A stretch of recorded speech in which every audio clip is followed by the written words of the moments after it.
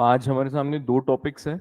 एक एक स्पीशी है जो न्यूज़ में रही काफी, और दूसरा बेल के बारे में पढ़ेंगे, क्योंकि काफी सारी बेल्स डिस्कस हुई है पिछले साल न्यूज़पेपर्स में। तो बेल्स के बारे में पढ़ेंगे। सबसे पहले बेल्स के बारे में बात करते हैं। बेल क्या होती है? बेल क्या है? एक कंडीशनल प्रोविजन है जहां पे कोई भी अक्यूज पर्सन होता है जो लीगल ट्रायल फेस कर रहा है या कस्टडी में है, ठीक है, तो उसको हम प्रोविजनल बेसिस पे, कंडीशनल बेसिस पे रिलीज कर देते हैं बाय अंडरटेकिंग अ प्रॉमिस कि जब भी उसकी जरूरत होगी वो कोर्ट में या पुलिस स्टेशन में जहां भी जरूरत होगी वो हाजिर होगा। नाउ बेल बेसिकली क्या है? एक कोलैटरल या सिक्योरिटी डिपॉजिट फॉर्म में है कोर्ट के सामने कि हम इस बेस पे आपको रिलीज कर रहे हैं कि अभी तक आप फ्री नहीं हुए हो, आप अभी भी अक्यूज हो, लेकिन आपको जेल में नहीं रख सकते हैं क्योंकि आप अभी तक कॉन्विक्ट नहीं हुए हो। तो जब तक वो ट्रायल पीरियड चल रहा है या फिर ऐसा लग रहा है कि अभी बहुत ज्यादा दिन हो गए इनको लीगल कस्टडी में, तो उस कंडीशंस में बेल दे दी जाती है। नौ बेल्स के बारे में एक केस बड़ा ही फेमस रहा है। इसको आप अमिया कुमार रॉय चौधरी 1973 केस में आप याद रखिए थोड़ा सा, अगर जस्ट इन केस अगर पूछ लिया जाता है, वैसे प्रोबेबिलिटी थोड़ी सी कम है। यहां पे कैलकाटा हाई कोर्ट ने प्रिंसिपल्स एक्सप्लेन किए थे कि आपको बेल कब कब देनी चाहिए। Now what are the laws और procedures which governs bail in India? तो हमारे पास में कोड ऑफ क्रिमिनल प्रोसीजर्स है, वो गवर्न करता है, और सीआरपीसी जो है वो डिफाइन नहीं करता है वर्ड बेल को। ये याद रहेगा। Which law governs bail? It's CPC, it's not CrPC. CrPC में कोई भी वर्ड बेल जैसा मेंशन नहीं किया गया है, ठीक है। अब बात कर लेते हैं बेलेबल और नॉन बेलेबल ऑफेंसेस की। बहुत सिंपली अगर आप देखें तो बेलेबल ऑफेंसेस वो होंगे जहां आपको बेल मिल सकती है, where you have the right to be released on bail. Of course आपको बेल बॉन्ड या सिक्योरिटी फुलफिल करनी होगी, आपको श्योरेंस देना पड़ेगा, लेकिन वो ऑफेंसेस जो बहुत सीरियस नहीं होते हैं, ऐसे ऑफेंसेस जिनको ग्रेविटी में बहुत ज्यादा काउंट नहीं किया जाता है, वहां पे आपको बेल मिल जाती है। नॉन बेलेबल ऑफेंसेस मोस्टली क्या है? जहां आप राइट नहीं है आपके पास में बेल का, you do not have the right, and then the accused person must apply to the court for bail and convince the court that जो पेंडिंग ट्रायल है उसमें आपको आपका पूरा जो है समर्थन मुझे मिलेगा, और इस कंडीशन पे कोर्ट जो है आपको बेल शायद दे सकती है। यहां वर्ड है राइट टू बी रिलीज का। एक पर्टिकुलर अमाउंट ऑफ टाइम के बाद में आपका रिलीज होना या आपको बेल मिलना आपका हक बन जाता है। यहां पे आपके पास में वो हक नहीं है। You are not entitled, it is not a matter of right.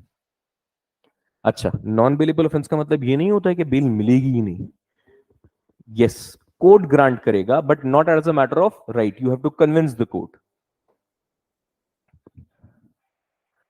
Of course ये राइट कहां पे एग्जीक्यूशेबल है, मतलब कहां एग्जीक्यूट होता है? जो भी ऑफेंसेस जो 3 साल से नीचे पनिशमेंट प्रिस्क्राइब कर रहे हैं वो बेलेबल ऑफेंसेस में मोस्टली काउंट होते हैं।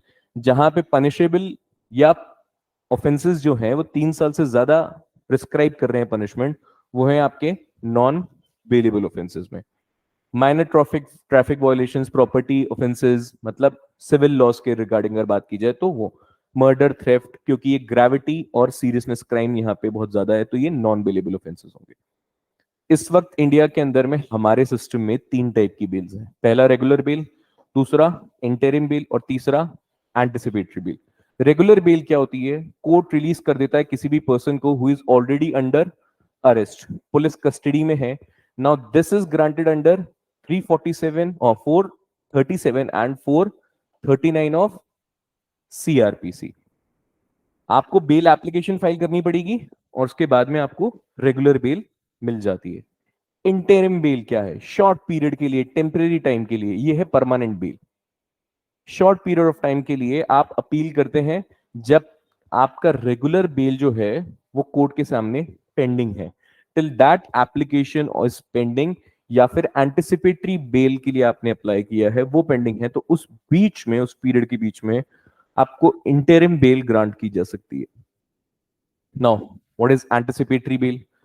एंटिसिपेटरी बेल बोलते हैं या प्री अरेस्ट बेल। मुझे ऐसा एंटिसिपेशन है कि पुलिस मुझे अरेस्ट कर सकती है, बट अगर मुझे अरेस्ट कर लिया गया तो बहुत सारी ऐसी चीजें हैं जो शायद मेरे फेवर में ना जाए, या मैं मानता हूं कि मैं अक्यूज नहीं हूं और मुझे अपना इनोसेंस प्रूव करने के लिए जेल के बाहर रहना जरूरी है।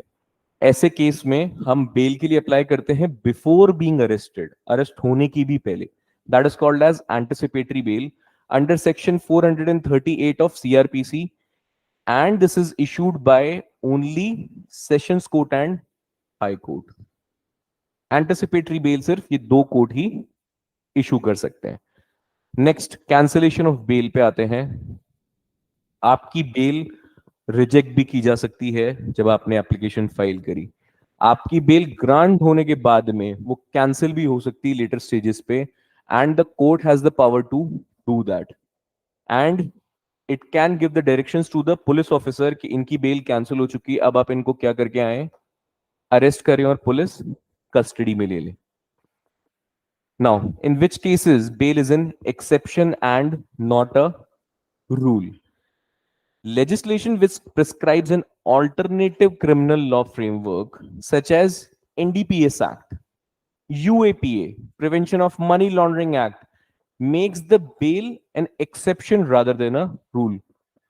Exceptionally grant की जाएगी बेल को. It's not a matter of rule कि आपको मिल ही जाएगी, regular, interim या anticipatory. इन कुछ केसेस में ये क्रिमिनल लॉज जो हैं यहां पे bail is a matter of exception.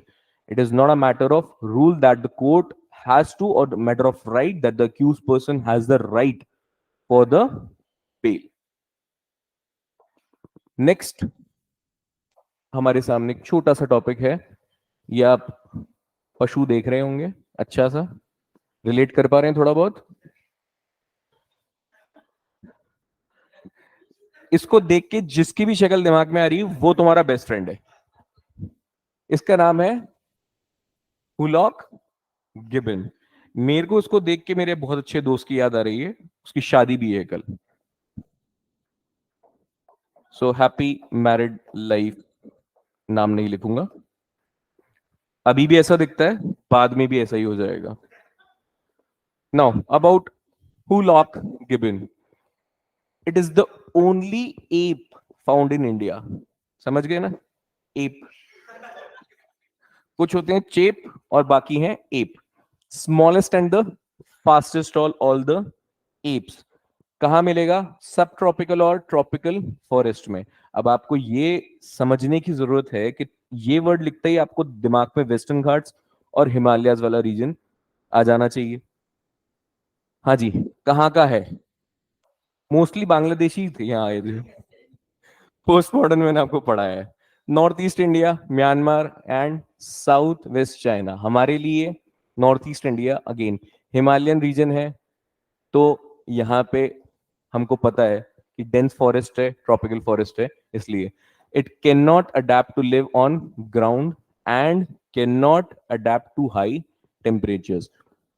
तो मतलब थोड़ी सी रेनफॉल अच्छी होनी चाहिए, हल्की ठंडक, और जमीन पे पैर नहीं टिकेंगे.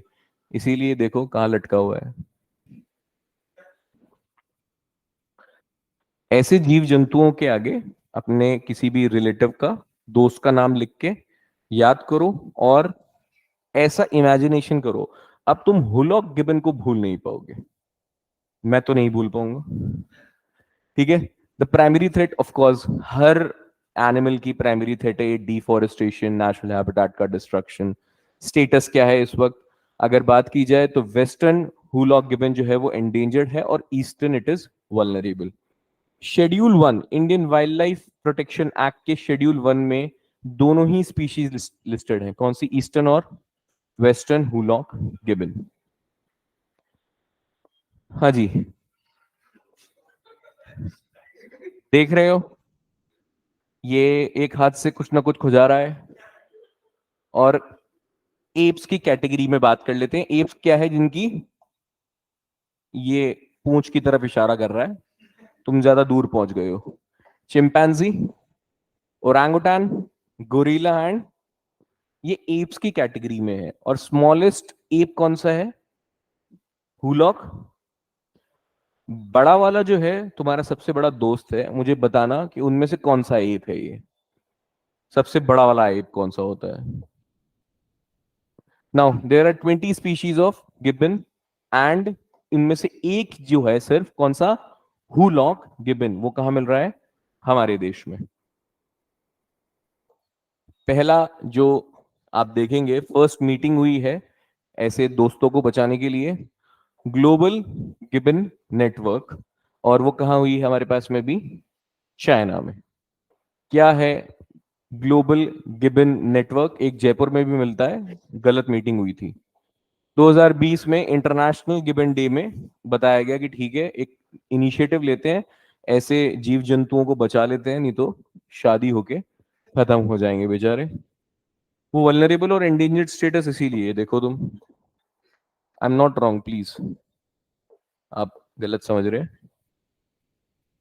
ये देखो, वेस्ट में एंडेंजर्ड है, हम वेस्ट में ही तो है, ईस्ट वाले अभी तक सेफ है। Got it? भूलना मत इसको, क्योंकि आपको ये जो न्यूज में आया है उसका एक कारण है कि ये ग्लोबल गिबन नेटवर्क चाइना ने अभी 23 में इनिशिएटिव लिया। और ये रहा आपका बेस्ट फ्रेंड। चलिए, थैंक यू सो मच।